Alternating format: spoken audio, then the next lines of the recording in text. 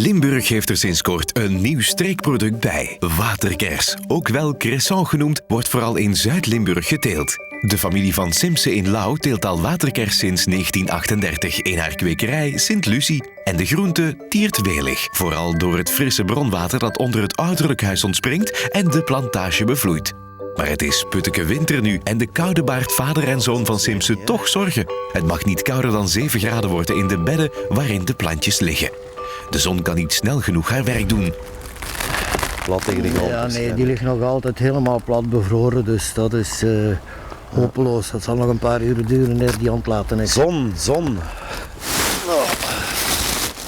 Op deze manier is hem natuurlijk niet te snijden. Maar binnen een uurtje of zo, als hem de zon op de plastic krijgt, je voelt zo de warmte eruit komen hè, van de zon. Maar zo komt dat dus te liggen als gevroren even. De familie is vooral zeer blij met de erkenning van een product. Jean weet al langer dan vandaag dat waterkers veel goede eigenschappen heeft. In een kilogram waterkers zit meer vitamine C dan in een kilogram appelsine.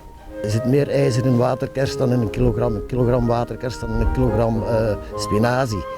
En zo kan ik natuurlijk verder gaan. Hè. De sporenelementen. Je gaat ruzie krijgen met papa. Hè, als je zaken die de mensen die je lichaam nodig hebben voor gezond te zijn, vinden ze in waterkers en vinden ze in andere groenten niet. Het is om al die goede eigenschappen van waterkers dat het product niet vergeten mag worden. En ook daarom is de erkenning als streekproduct zo belangrijk. We verpakken de waterkers ook in een flowpackverpakking. Vooraan staat hier gewoon ons logo op, dus met Sint-Lucie, waterkers cresson.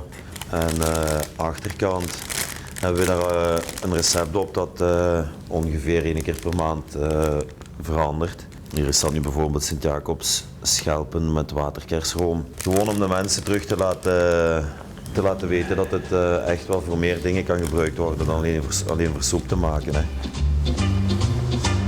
Dat is iets anders dan een blad sla. Hè. Tuurlijk, en je proeft ook dadelijk de pikante smaak die naar buiten komt. Hè. Pepersmaak een beetje. Een beetje mosterachtig bitter. meer. Ja. Bittere smaak.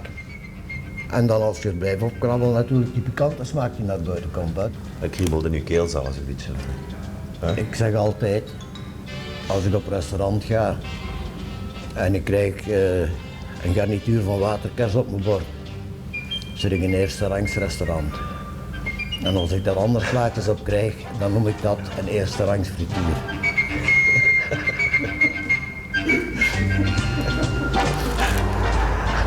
Je knipt maar of je knipt niet, maar ik heb het gezegd wat op mijn maag lag.